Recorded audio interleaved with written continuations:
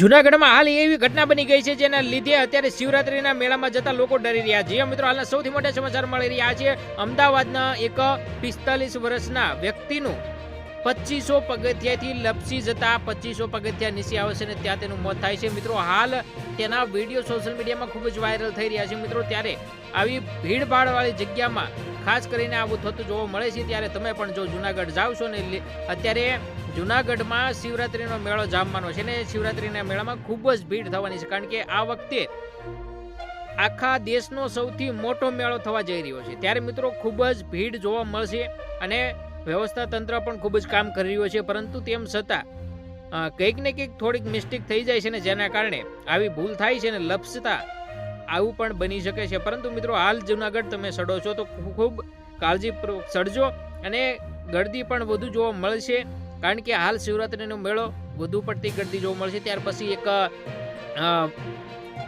સાધુનો પણ video viral થઈ રહ્યો છે, જેમાં એક સાધુ સામે આવ્યા છે જેઓ લગભગ 10-15 વર્ષથી એમના પોતાનો એક હાથ ઉપર રાખીને બાંધીને બેઠા છે ને તેમના નખ બહુ મોટા થઈ ગયા છે ને તેના પણ વિડીયો વાયરલ થયા છે, તો એ પણ તમને બતાવી દીધા.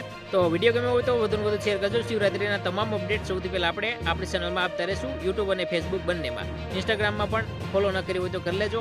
મળીશું ફરી નવા વિડીયોમાં. ત્યાં સુધી જય હિન્દ, જય ભારત.